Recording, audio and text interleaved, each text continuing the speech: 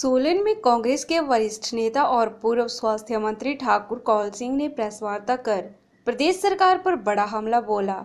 उन्होंने कहा कि कोरोना महामारी के दौर में प्रदेश सरकार भ्रष्टाचार में पूरी तरह से डूबी रही है। बात चाहे पीपीई किट की हो या फिर मास्क और सैनिटाइजर खरीद की, जिसमें करोड़ों रुपए का घोटाला हुआ है। ठाकुर ने कहा कि सरकार जनता को इसका स्पष्टीकरण दे।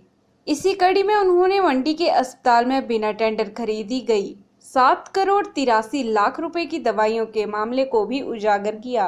कौल सिंह ठाकुर ने कहा कि देश में केंद्र सरकार की गलतियों और प्रदेश में मुख्यमंत्री जयराम के निर्णयों के चलते कोरोना फैला।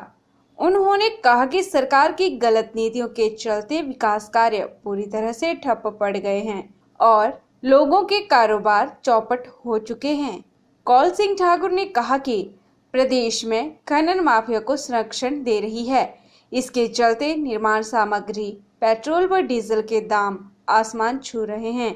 वहीं प्रदेश में बसों के किराए में बढ़ोतरी कर गरीब लोगों पर महंगाई की मार पड़ रही है।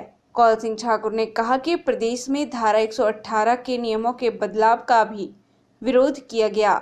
उन्होंने कहा कि जयराम सरकार ने प्रदेश को फॉर सेल के लिए घोषित कर रखा है। ठाकुर ने कांग्रेस की गुटबाजी पर पूछे गए एक सवाल पर विराम लगाते हुए कहा कि कांग्रेस पूरी तरह से संगठित है और प्रदेश की जनता भाजपा सरकार की नीतियों से तंग आ चुकी है। सरकार जो है हिमाचल के हितों से खेल रही है, हिमाचल के लोगों को बोझ के नीचे दबा रही है, भ्रष्टाचार को रोकने में सरकार नाकामयाब हुई है और हम कहते हैं इसके जितने भी भ्रष्टाचार हुए उनकी छानबीन होनी चाहिए। तो उस इन्वेस्टर मीट ने कहा कि हम जो है इतने लाख लोगों को रोजगार देंगे, है पता नहीं कितने 95-96 लाख करोड़ लोगों के रुपए की इन्वेस्टमेंट आएगी। हम इन्हें पूछना चाहते हैं इन्वेस्टमेंट का क्या हुआ। और उसके साथ ही एक और बता जाता हूँ, 118 की परमिशन इन्होंने 2.5 साल में लगभग 600-700 लोगों को दे दी और हमने 5 साल में 575 लोगों को दिए थे। ये तो वही बात होगी, Himachal is on sale by Jairam. मैं चुनौती देता हूं कि जो चार्जशीट आपने दी है हमारे खिलाफ, 2.5 साल में चार्जशीट का क्या हुआ? लोगों को गुमराह कर रहे हैं, क्या खिलाफ है? मेरी 40 साल की राजनीति में हमने ईमानदारी के साथ काम किया है, कोई दाग हम पर नहीं लगाए।